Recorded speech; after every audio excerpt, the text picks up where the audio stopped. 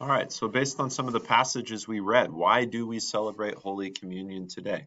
Well, Jesus said, as often as you do this in remembrance of me. Paul said, as I received it from the Lord, I gave it to you, right? So it's to remember Jesus' death. It's in remembrance of him, Jesus says. It's to confess our faith in Jesus. As often as we do this, we proclaim the Lord's death until he comes, right? So we are proclaiming, confessing the Lord's death, our faith in Jesus and his death for us, to receive strength for our faith, right? So it's for you. Jesus says, this is my body for you, right? So this is faith strengthening. Jesus is giving himself to us. He's giving us a meal. It is a gift to receive personal assurance of forgiveness, right? In Matthew's gospel, this cup is the new covenant in my blood poured out for many for the forgiveness of sins. And then finally, to receive comfort and peace, right? We are one with the Lord. We who partake of the bread are one body. It's a oneness with, a koinonia with Jesus and his family. And that is very comforting that in baptism, Jesus united us to him in his death and resurrection. And the Lord's Supper, Jesus unites himself to us in his body and his blood. We are the body of Christ, and Christ gives himself to us. That is comforting. That brings us peace. Now, one thing I learned from Pastor Wolfmueller on this idea of this cup is the new covenant in my blood, right? Let's go back and look at Matthew real quick, where Jesus says this. For this is my blood of the covenant, which is poured out for many for the forgiveness of sins. Or in Mark, this is my blood of the covenant. Or in Luke, this cup that is poured out for you is the new covenant in my blood. In Greek and in Hebrew, the word for covenant um, is interchangeable with the word for testament. We're used to speaking of the Old Testament and the New Testament, or the Old Covenant and the New Covenant. The Old Covenant would be that which God made to Abraham and Isaac and Jacob, and all these promises to them and these rules that went along with it. The Israelites had a covenant to keep too, but God kept his covenant and they didn't. They sinned against God, broke the covenant, and you can find that all throughout the prophets. You've broken the covenant the Lord gave you. But God promises a new covenant. Now, a covenant is in place until either party dies, right? Like think the marriage covenant, till death do us part. Well, God can't die, can he? And the Israelites, God's people, deserve to die for breaking the covenant, but God does not want them to die for his sin. Instead, he so loves the world, he would send his only son to die in our place, right? God can't die, can he? Until we see Jesus, who's true man and true God, dying on the cross. And with the death of Christ, the old covenant is obsolete. And it's the author of Hebrews who says this, right? By bringing in a new covenant, he makes the old one obsolete. So, what is the new covenant? It's this. This cup that is poured out for you is the new covenant in my blood. And this is where Pastor Wolfmueller thinks the better translation would be testament. Why? Because while a covenant ends when one of the parties dies, a testament only begins at someone's death. And with the death of Christ, the old covenant ends and the new testament, the new covenant, begins. And this new covenant is Christ's blood covers over our sins. So back to the PowerPoint here. All right, now there are different views of the Lord's Supper. People have argued over what it means, and I very briefly went over some of these in a previous video. So let's talk a little more about each of these. The Lutheran view is called real presence. That's how our doctrine teachers historically have called it, the real presence of Christ. So is means is. When Jesus says, this is my body, if you want to have a Lutheran understanding of that, we just say, okay, it's his body. He said so. Jesus says, this cup is the New Testament and my blood. We say, okay, it's his blood, the New Testament and his blood. Now, some have used the language in, with, and under, which is not to be an explanation of how his body and blood is there in the meal. It's more just like pick a preposition. We don't know. Jesus said it, we believe him, but we have no explanation as to how. It's a mystery. So the communicant, the one who receives communion, receives Christ's body and blood. It is the bread, it is the wine, Jesus says so.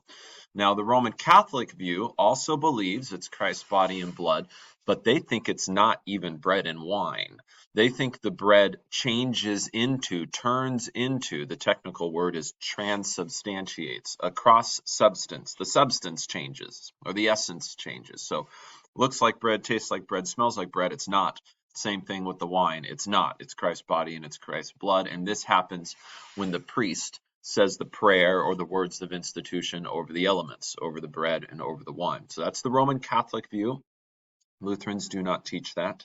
I think only Roman Catholics teach that, this transubstantiation view.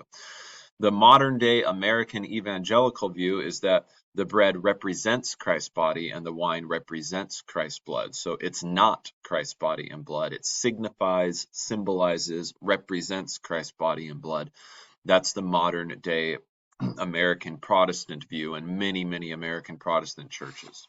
All right, let's go over Luther's view.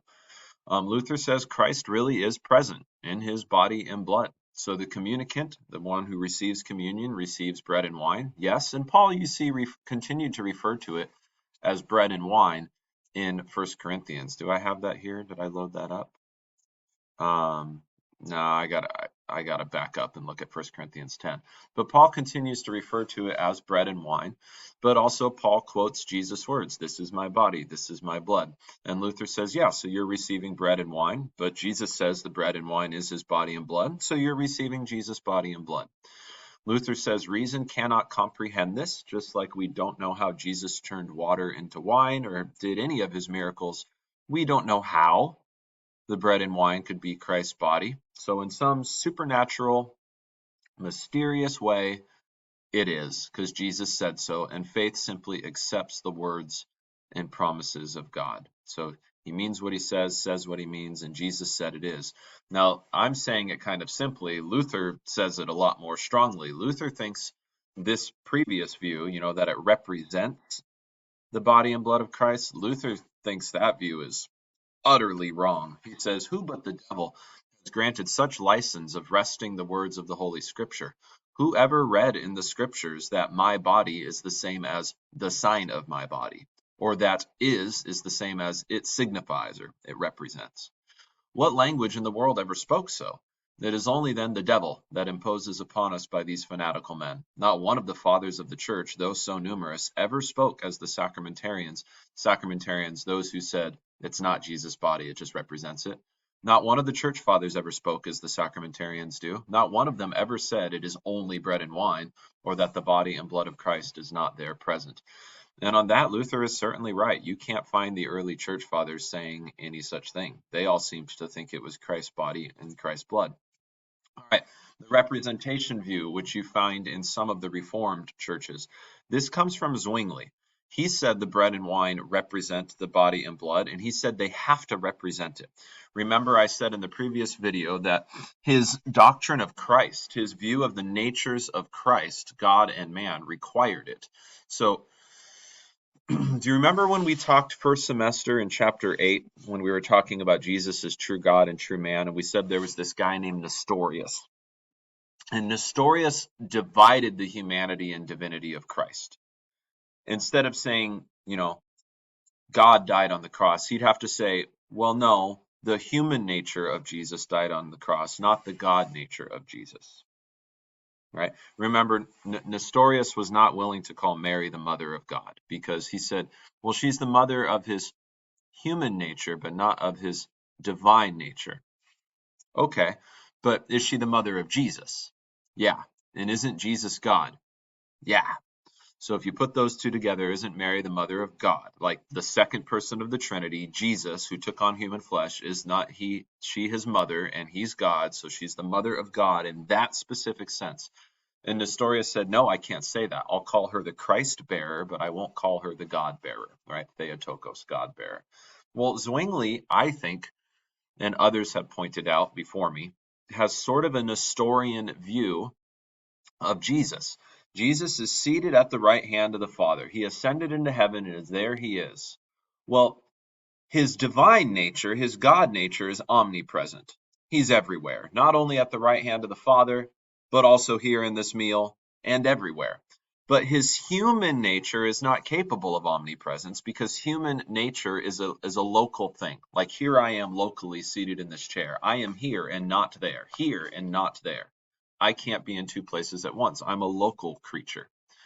But if Jesus has a human body just like mine, he must be a local creature too in his humanity. So the human Jesus seated at the right hand of the Father, Zwingli says, is up there and only up there, which means when he said, "This is my body," he necessarily meant this represents my body. That's what Zwingli says. So Zwingli says Jesus is seated at the Father's right hand. He's up there and not down here. So this is just a memorial meal. Zwingli really clings to that language of do this in remembrance of me. And that's the only language that he's willing to think of the Lord's Supper in terms of. So it's an object lesson. It's a memento. You can think of the bread and wine as props that help us think as of Christ's body and blood. At least in Zwingli's view, that's what they're like, right? The emphasis is on our remembering, not on Christ's feeding us this meal. It does not deliver forgiveness of sins or any such thing in Zwingli's view. It's just our work. The Lord's Supper is our work. It's us remembering. It's not a means of grace in Zwingli's view. Calvin comes along and Calvin goes, well, Zwingli's right about the whole Jesus is seated at the right hand of the Father, and he's got a human nature just like my human nature, so his body's there and not here. His human body can only be in one place at a time. So Calvin believed Christ was fully divine and fully human, but he used this phrase, the finite is not capable of the infinite. Right? So the finite human body is not capable of the infinite attribute of omnipresence. So he agrees with Zwingli. Jesus cannot be bodily in heaven and bodily in this meal. But he also agrees with Luther. Like, Jesus said, "This is my body," and you can't ignore that. And Calvin would accuse Zwingli of, you're ignoring that. You don't get to change that into "this represents my body." That is not what Jesus said. He said, "This is my body." And he would accuse Zwingli of being loose at the least, dishonest maybe with what Jesus actually said. So consequently, Jesus' body can't be bodily present in the sacrament. It can only be bodily present up in heaven.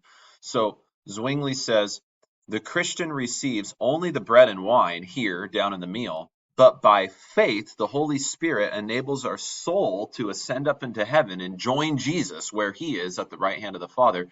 And by faith, we receive his body and blood up there in a spiritual way, not in a physical way. So that's Calvin. And Lutherans would accuse both Calvin and Zwingli of one, you can't put Jesus in Jesus jail, right? Jesus is omnipresent because he's God. And if he wants his body to be present in more than one place at a time, Jesus' human body can be present in more than one place at a time, because while he is a human, he's also God and he can do what he wants. So if he says, "This is my body," then we just take him at his word. We can't go, "Well, it can't be because you can't be in more than one place at a time." Luther would just say, "Okay, it's your body," right? And with Calvin, we would go, "Whoa, whoa, whoa. Where does it say we spiritually ascend into heaven in the Lord's Supper and receive Christ's body and blood, not down here, but up there in a spiritual way?" The Apostle Paul gives no such explanation when he's talking about the Lord's Supper. All we have is Jesus saying, "This is my body," and Paul saying, when we eat the bread and drink of the cup, it is a participation in the body of Christ and a participation in the blood of Christ. So we think we receive the body and blood of Christ right here in this meal because Jesus says so. The Roman Catholic view would be close to the early church father view and the Lutheran view, except for that whole change into part, the transubstantiate part, right? They believe that you don't receive bread and wine.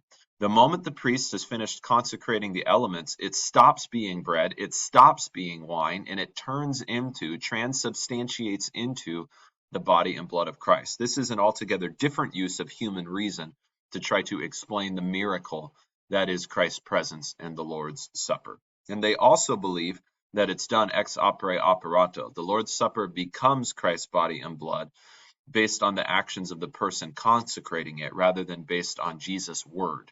So Lutherans would always say it's about the word. The word of Jesus makes this meal what Jesus says it is, not the prayers of the priest, right? I think that's as far as I want to get today. We'll save receiving the Lord's Supper for another lesson.